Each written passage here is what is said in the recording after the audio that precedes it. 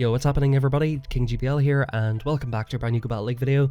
Today I'm going to be showcasing my favourite Dragonite team. I personally really like this team. It runs Dragonite in the lead, Gyarados as the safe swap and Metagross in the back to handle any Charmers and stuff that you might find. I actually got this team idea from Dan Ottawa, who is a fellow Pokemon Go Battle League YouTuber. Very good content creator, and he actually likes to run Gyarados in the lead. Because Gyarados is such a safe pick in the Master Premier, you often have more control over whether you take Switch or not, and that's his kind of sort of style behind it. Personally, I love Dragonite leads, and I like going for superpowers if I happen to see Pokemon that are weak to it, and of course Dragonite is just a strong lead in general. And I think just as a safe swap, Gyarados is super reliable. You can get off Aqua Tails and stuff against the Steel types. Of course you can get the crunches off against like even Dragonites, and yeah, it's just overall a very good safe swap. Guys, apologies for no upload yesterday. I'm actually a little bit sick at the moment. If you can tell that I sound a little bit different to normal, that's why. And once again everybody, thank you for all the support in the videos. We're up to almost 700 subs at this point. We've only been going for about 3 weeks on this channel, and yeah, we're doing amazing. Thank you everybody. As usual, you guys can feel free to add me on Pokemon Go if you're subscribers of the channel. I'm basically going to add all my subs until I reach about 300 friends, and then I'll keep those 100 subs for stuff I might want to do in the future. But with all that being said guys, let's hop into the battles. So this first match here, we got a pretty bad lead with the Dragonite. Of course, Primarina is just not the one you want to see. And Primarina runs Hydro Pump, so it can just threaten a lot with the Metagross. Lucky enough, whenever the opponent does go for the Hydro Pump, I do decide it's a pretty easy shield. I only had one shield left, and you know, I knew that they could run Hydro Pump. But Primarina is a little bit dangerous, and good games, we managed to take the first one. Overall with this team, I went 4-1 and 3-2. Now in the 3-2, I was in the middle of a Garchomp matchup. It was actually about 50-50 whether I was going to win it or not. I think the opponent might have had a slight advantage, but my game actually crashed. I think this was during the Pokemon Go Fest thing, where everybody was crashing and stuff. I actually got it as well, which is quite a funny thing. I know there's been a lot of discussion about that. People saying like, or Niantic, sorry, saying that, yeah, you know, you guys should not all be going to the park if you don't have tickets.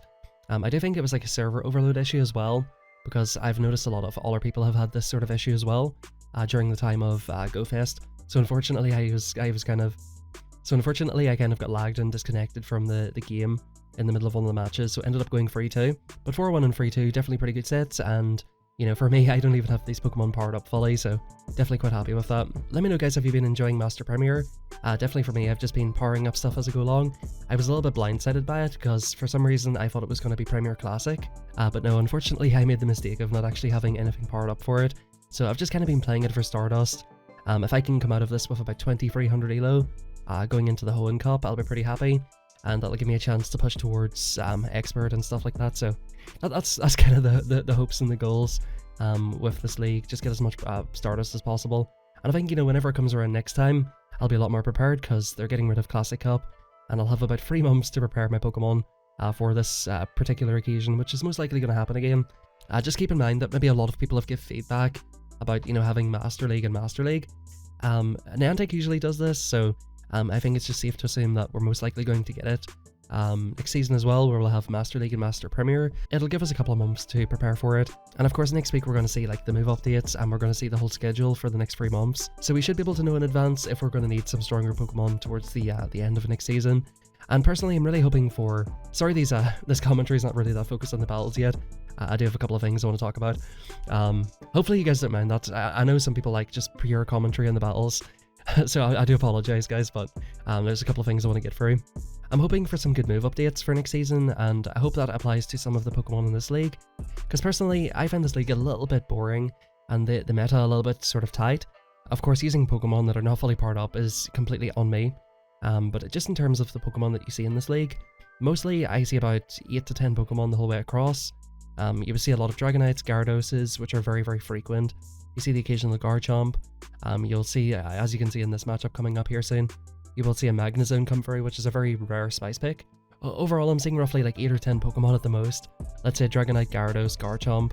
For the Steel types, definitely Excadrill and Metagross are the most common. You see the occasional Ursalunas. I'm even seeing the occasional Chestnut. Sometimes you see Mamoswine. I've even seen the occasional Avalugg. I actually don't see a lot of Florges. I thought I would see a lot more of it. Actually, while I was running Florges today myself, I was running into a lot of Florges matchups, funny enough. In general, I feel like I'm seeing very similar teams over and over again. It's not really the most exciting, so I think probably the meta that most needs a shake up.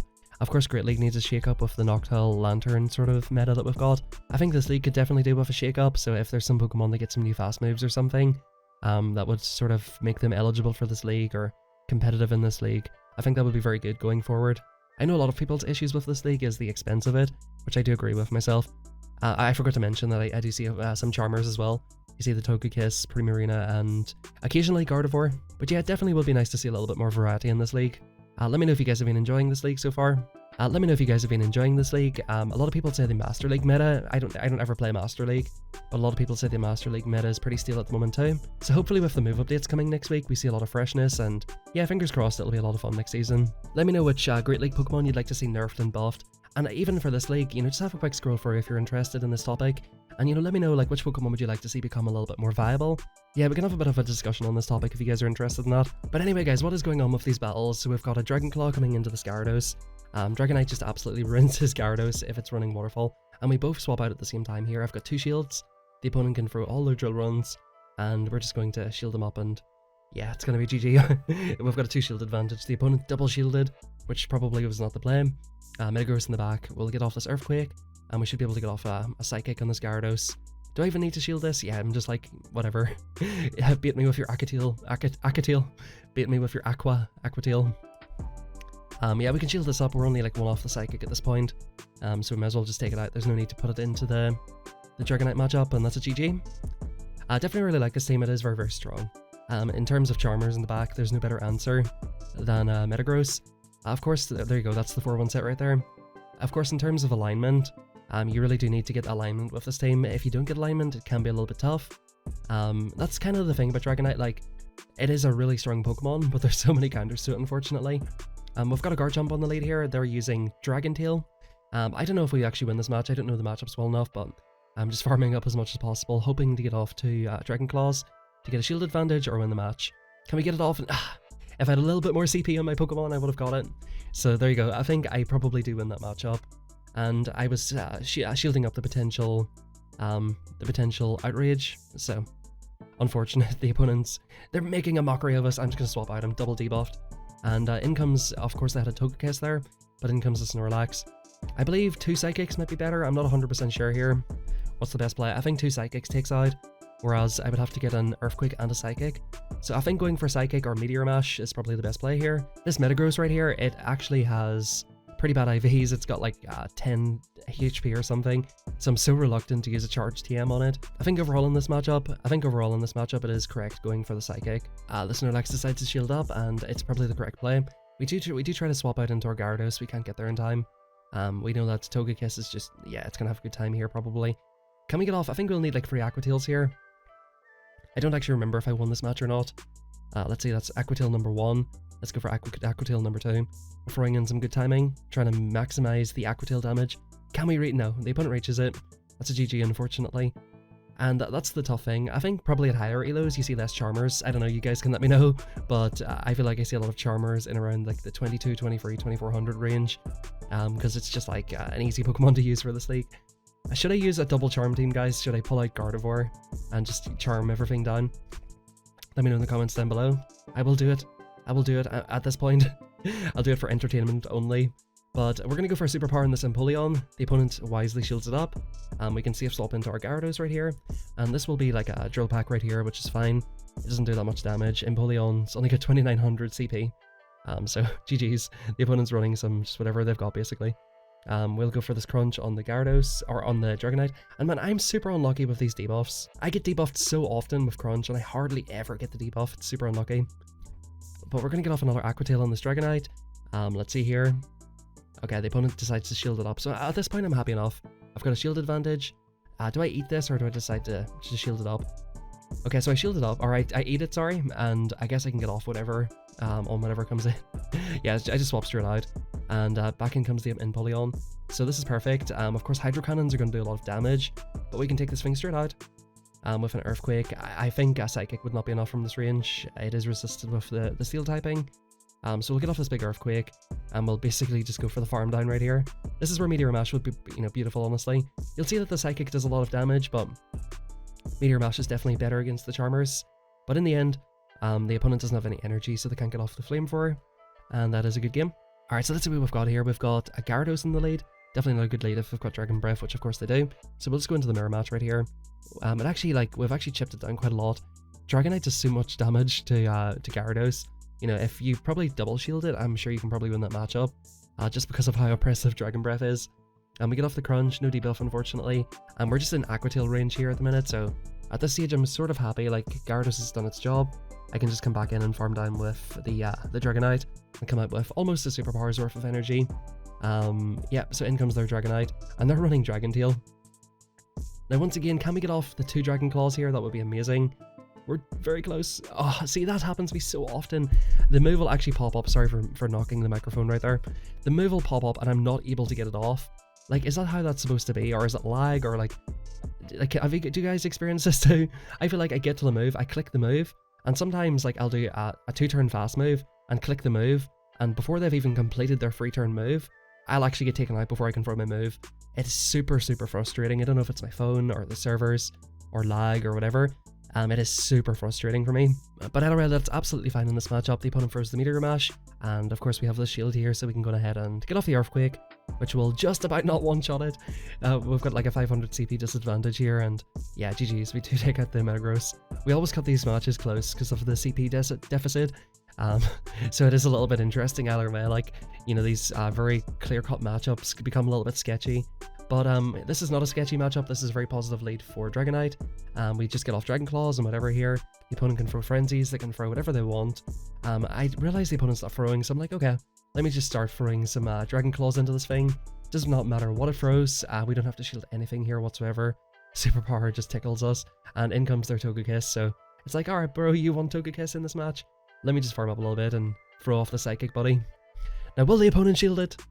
No, they do not. Goodbye Togekiss. I think I probably like dislike Togekiss more than anything, and the good thing about running Psychic here is it's super effective.